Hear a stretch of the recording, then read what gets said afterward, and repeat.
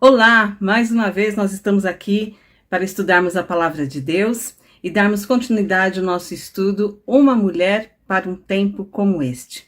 Vamos orar pedindo ao Senhor que conduza a nossa aula e que nós possamos aprender ainda mais sobre Ele. Senhor Deus, muito obrigado, Senhor, porque temos esse privilégio, essa bênção de podermos falar de Ti, Senhor, e espalhar a Sua Palavra, Senhor. Neste momento eu te peço por cada pessoa, Senhor, que está estudando esse tema junto comigo, que nós possamos aprender cada dia mais de Ti, Senhor, possamos aprender realmente como ser mulheres que Te agradem, Pai. É isso que eu te peço em nome de Jesus. Amém. Bem, na aula passada nós vimos que Deus criou a mulher.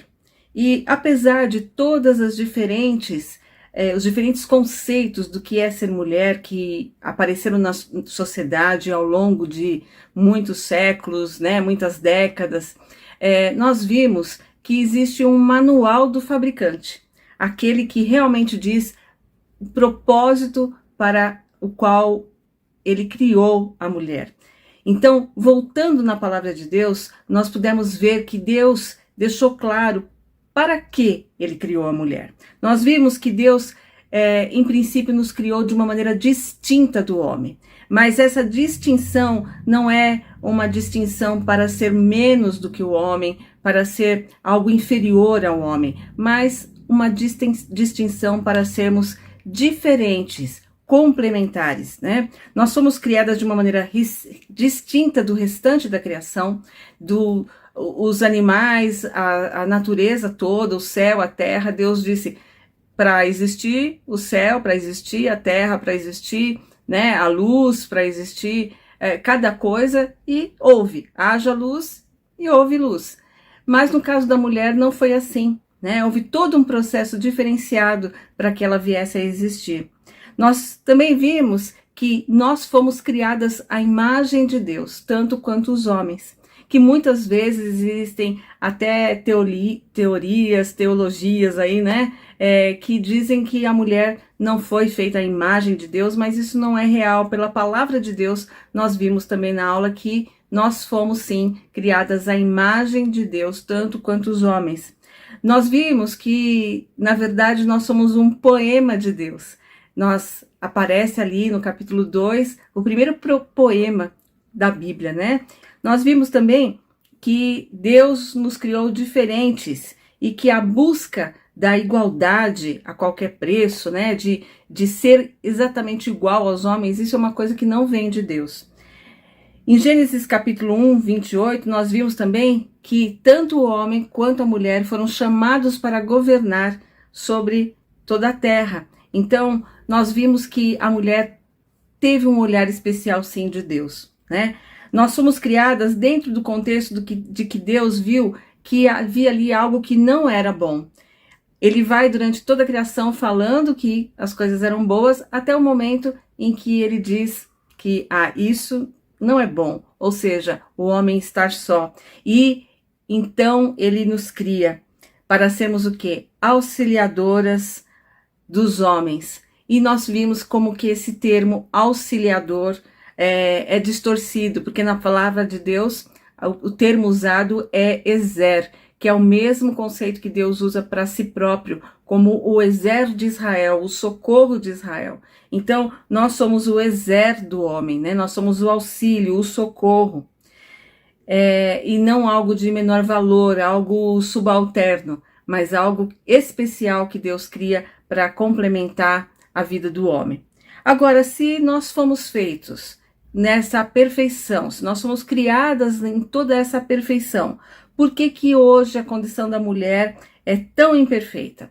Por que que hoje nós chegamos ao ponto de vermos tanta violência contra a mulher, vemos sofrimento, vemos condições desfavoráveis de vida para a mulher em todos os sentidos, né? O que aconteceu que essa perfeição de Deus foi tão deturpada?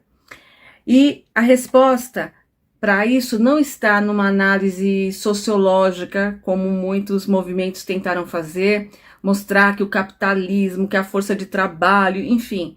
A resposta para isso não está na sociologia, a resposta para isso não está na filosofia, A resposta para isso não está na psicologia, nem na política, e sim a resposta está numa teologia bíblica. A resposta a isso vem da gente estudar a palavra de Deus. Muitas vezes as pessoas falam, eu não gosto de teologia, eu gosto de coisas da vida prática, coisa de vida cristã, mas teo significa Deus, e logia, estudo. Então é o estudo de Deus. Por isso que todas as respostas, tudo que a gente procura estudar na palavra de Deus é teologia. E nós não podemos buscar essas respostas da vida em outro lugar que não venha de Deus, né?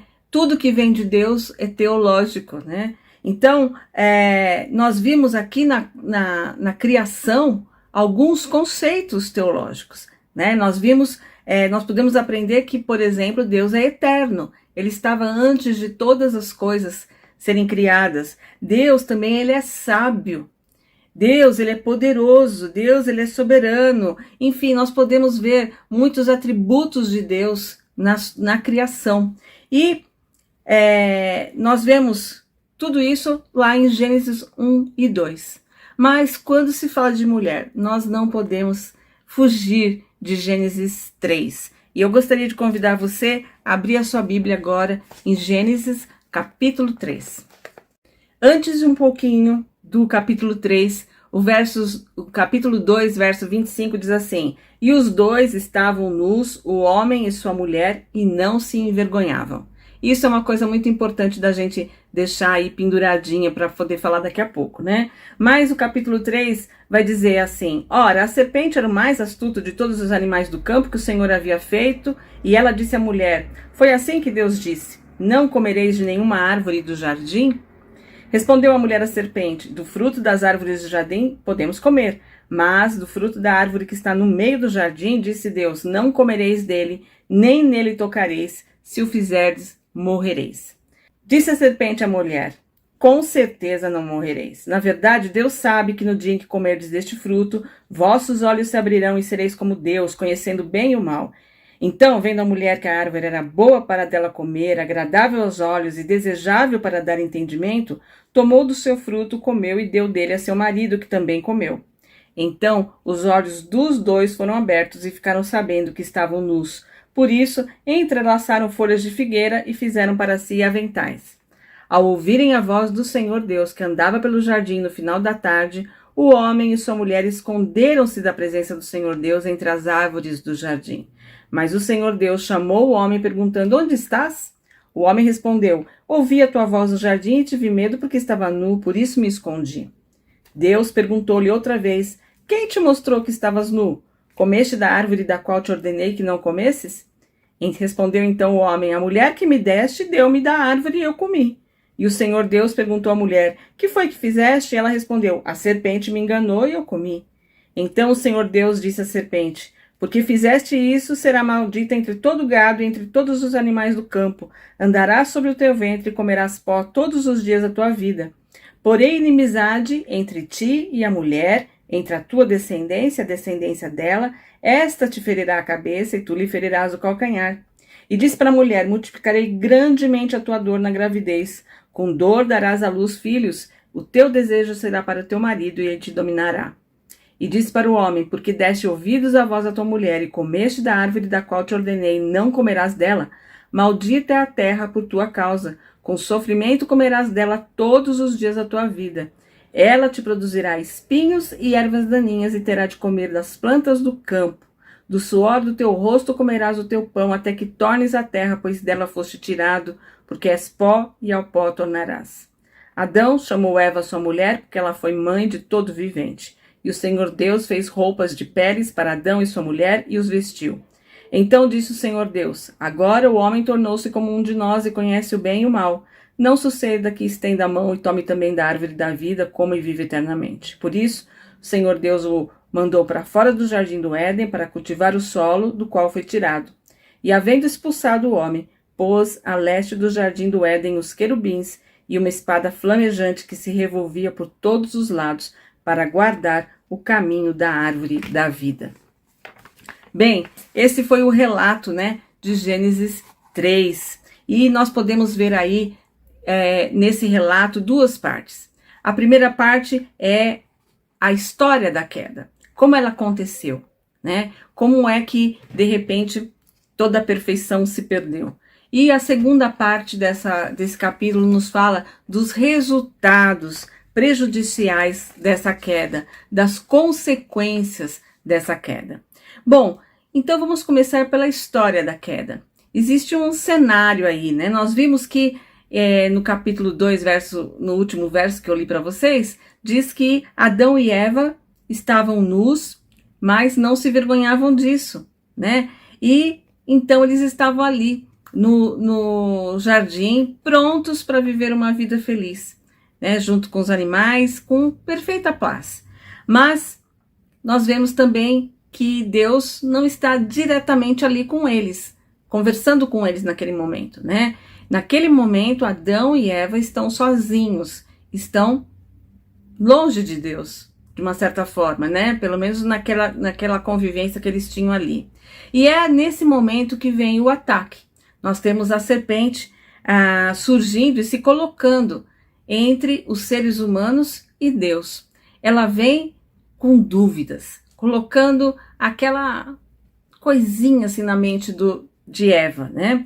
Então a Bíblia, ela vai nos ajudar a identificar realmente essa serpente como sendo o próprio Satanás. Apocalipse, capítulo 12, verso 9, diz: E foi expulso o grande dragão, a antiga serpente chamada Diabo e Satanás, que engana todo mundo. Ele e seus anjos foram lançados à terra. Então aqui Satanás é chamado de serpente. E também no capítulo 20, verso 2 de Apocalipse, nós vemos: ele prendeu o dragão, a antiga serpente, que é o diabo e Satanás, e o amarrou por 1000 anos. Então nesses dois textos, o diabo é chamado de serpente.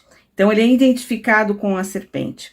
E o que nós podemos ver aí? Que Satanás, quando vem falar com Eva, e primeiramente ali convencendo Eva, o que ele faz? Ele vem disfarçado. Satanás, ele nunca chega lá, né, como essas representações até que a gente tem aí em quadros, em filmes, enfim. Antigamente aquela coisa de um homem vermelho com chifres, com tridente, enfim. Não, ele vem ali como um dos animais. Ele tá ali. Hoje a gente pode até falar, uma cobra, né? Porque nós temos essa visão. Mas na verdade a serpente era como qualquer outro animal que estava ali no jardim. E ele vem então travestido de serpente para enganar Eva. E ele usa, a partir do começo da conversa com Eva, uma progressão de perguntas. E finalmente ele contradiz diretamente a palavra de Deus. Nós vemos aí no capítulo 3, nos versos de 1 a 5. Ele dizendo, ora, né? Ele vai falar assim: foi assim que Deus disse, não comereis de nenhuma árvore do jardim? Vejam bem, não é isso que Deus tinha dito, né? Então ele já vem falando, Deus falou para vocês não comerem de nada, e aí ela vai dizer assim, não, a gente pode comer dos frutos das árvores do jardim, mas tem uma árvore que a gente não pode nem comer, nem tocar nela. E se a gente voltar, né, lá no capítulo 2, no capítulo 2, nós vamos ver que a ordem de Deus era simplesmente para eles não comerem. Não falava nada de tocar, né, de outras coisas. Mas é aquilo. Provavelmente Eva não ouviu a ordem diretamente de Deus. Deus deu a ordem a Adão. Adão deve ter falado para Eva. Enfim. E aí ali se distorce aquilo que realmente Deus disse. Então é interessante nós olharmos que Satanás, quando vem, ele não vem com uma verdade de cara, né? Ele vai trabalhando a mente, colocando um ponto de inverdade, que se você não está atento, você começa a mudar a sua forma de pensamento. Porque é isso que ele quer fazer. Ele quer atuar na nossa mente para que a gente distorça a palavra de Deus, para que a gente comece a olhar com desconfiança, a pensar, peraí, então Deus falou isso para mim mesmo ou será que eu entendi errado, né?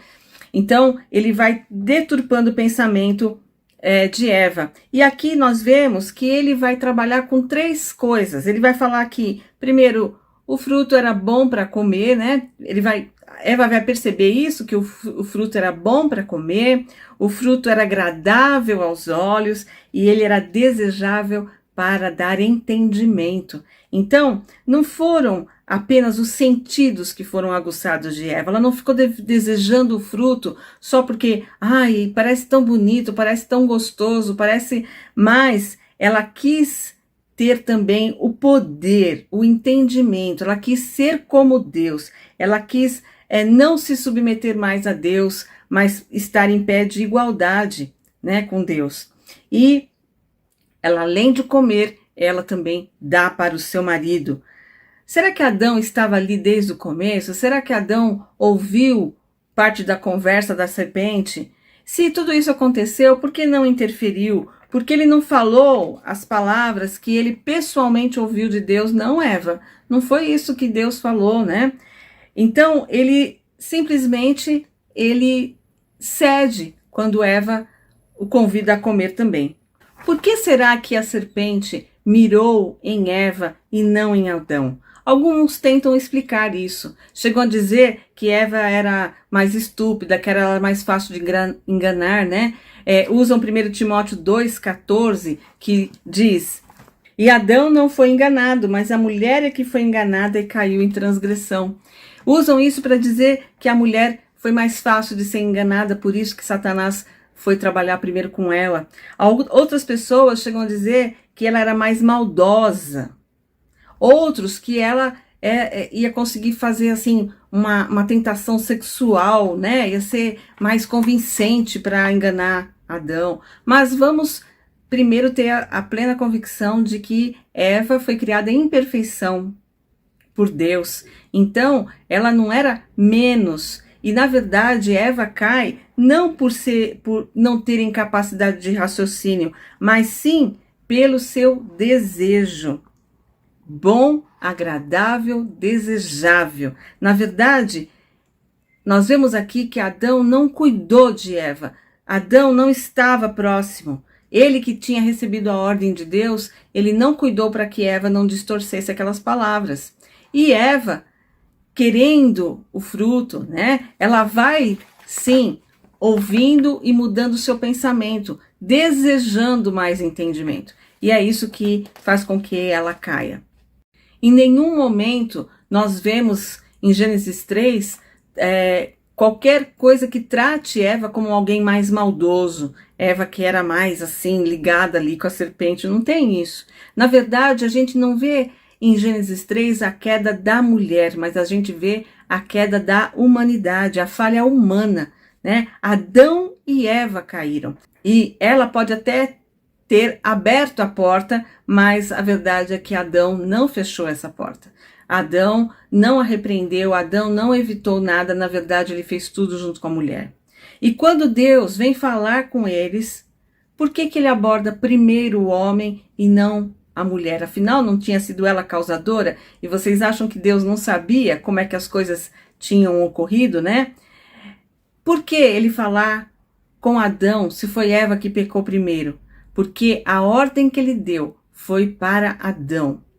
A ordem que ele deu foi para o homem. E o homem não esteve perto de Eva a ponto de evitar que aquilo acontecesse. Claro que os resultados foram os mais prejudiciais possíveis da queda, né? E nós podemos ver como um primeiro resultado aqui, que depois de comer, eles se envergonham. É isso que o pecado traz. O pecado traz sobre nós vergonha, culpa, eles se escondem, né? O pecado entrou e começou a romper com a ordem da criação de Deus, né? Ele entrou e começou a destruir com todas as coisas, começando por esse olhar sobre si mesmos que os homens, tanto Eva como Adão, tiveram. O juízo de Deus trouxe para o homem o peso do trabalho. A partir de agora, ele teria que trabalhar para poder se alimentar, para poder ver os frutos, né? As coisas não estariam mais na mão dele simplesmente para ele usufruir, mas ele teria que fazer algo para isso. Ele trouxe também para a mulher as dores do parto, né? A mulher teria filhos agora com dor. E o governo e o desejo do homem seria para ela, né? Ela teria que viver em função. E ele também estabelece que o governo e o desejo do homem seria para que ela cumprisse, né? Então, quando isso acontece ali, quando Deus estabelece esse governo do homem e tudo, o que nós vamos ver? Que se inicia ali, se inicia a guerra pelo poder, né? É nesse momento em que, pecando, eles queriam o poder que Deus tinha, e agora, com o pecado no mundo, eles vão disputar esse poder. Agora é importante também que a gente note que a desobediência de Adão, ela não restringiu os efeitos somente a ele. Ele foi expulso, ele viveu... Não, trouxe efeitos cósmicos. Romanos capítulo 8, verso 20 a 22. Diz assim: porque a criação ficou sujeita à inutilidade, não por sua vontade, mas por causa daquele que a sujeitou, na esperança de que também a própria criação seja libertada do cativeiro da degeneração para a liberdade da glória dos filhos de Deus. Pois sabemos que toda a criação geme e agoniza até agora, como se sofresse dores de parto. Toda a criação foi corrompida com o ato de desobediência de Adão. O mal, a distorção de tudo se instalou. E esse é um conceito teológico, né, que se chama depravação total. Ou seja, com a entrada do pecado no mundo, todas as instituições, os relacionamentos, tudo, né, o corpo, a natureza, tudo sofreu, tudo foi distorcido, destruído. O mal é distorção do bem.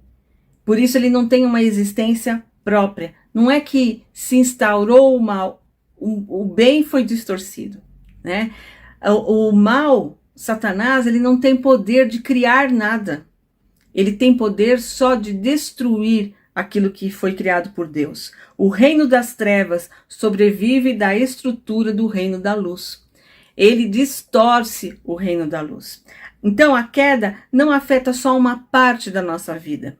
Afetou a vida espiritual, eu não vou mais poder ter a vida eterna. Não, o mal, a queda afetou a vida toda. Estávamos mortos em delitos e pecados, é o que diz Efésios capítulo 2, versos de 1 a 4, quando nós somos salvos. Então, mortos, é isso que o pecado trouxe para a humanidade. A morte em todos os sentidos. Por isso, o nosso engajamento com as estruturas sociais, ele deve ser consciente dessa realidade pecaminosa do ser humano. Nós não podemos ter esperança de que vamos viver uma vida perfeita nesse mundo, porque esse mundo está corrompido pelo pecado. Então é claro que muitas ações nossas podem tornar o mundo mais humano, mais solidário, mais amoroso, com certeza, mas jamais será perfeito. Sempre haverá problemas, haverá circunstâncias difíceis, porque o pecado domina, né, o mundo todo. Então, a depravação humana é total, em todos os sentidos. Todas as áreas são afetadas. Jeremias, capítulo 17, versículo 9. O coração é enganoso e incurável, mais que todas as coisas, quem pode conhecê-lo?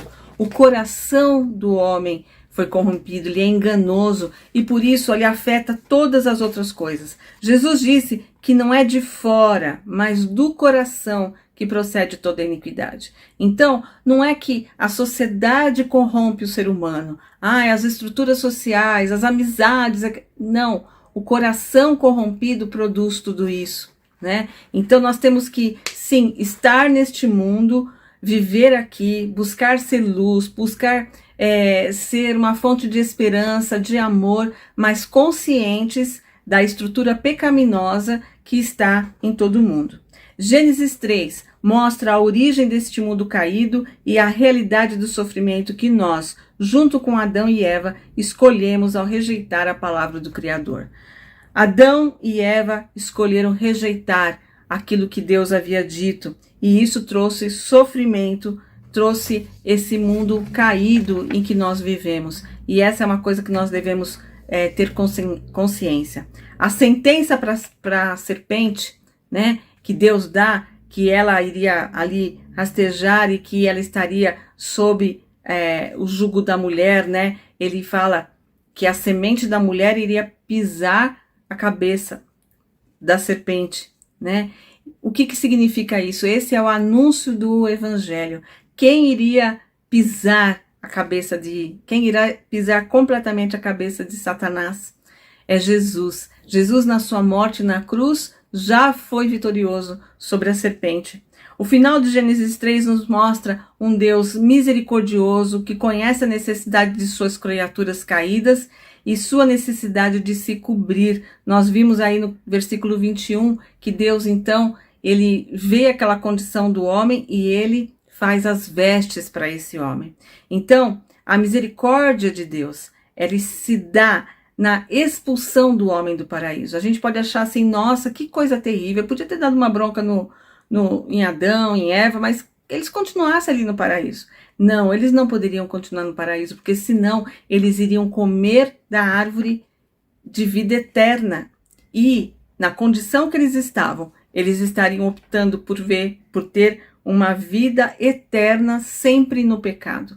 E é disso que Deus os livra. Ele coloca eles para fora do jardim para que eles não comessem daquela outra árvore que era a árvore da vida. E Deus, na sua misericórdia, vai ter um plano de redenção para esse homem caído. Em Cristo é que nós temos a possibilidade de não viver essa realidade distorcida pela queda. Essa realidade distorcida de Satanás. E sim, nós podemos viver como? A plenitude de felicidade em ser o que Deus nos criou para ser. Todas as questões que envolvem a mulher, que trazem agora sofrimento, que trazem condições de vida ruim, são frutos dessa sociedade destruída pelo pecado. E a nossa única saída é realmente estar nos braços do nosso Salvador, daquele que deu a vida em nosso lugar. Na nossa próxima aula, nós vamos ver que essa condição distorcida tem sido tentado modificar essa condição, né, da mulher através de muitos movimentos. E nós vamos reafirmar que somente em Cristo a nossa condição pode se mudar. Somente em Cristo nós podemos ter plena satisfação. Você vai dizer, então eu aceito Jesus, eu recebo Jesus na minha vida, eu reconheço Ele como meu Salvador, eu reconheço a minha indignidade e reconheço a Ele como o Senhor de todas as coisas, e aí eu vou ter uma vida sem sofrimento, vou ter tudo de bom. Não. Nós, salvos, ainda vivemos as consequências desse mundo caído, mas vivemos essas consequências com Jesus. Vivemos essas consequências difíceis, em circunstâncias difíceis, mas nós vivemos isso com plena satisfação interior, uma alegria que somente Cristo pode nos proporcionar. Então eu espero você na nossa aula de número 4. Até lá!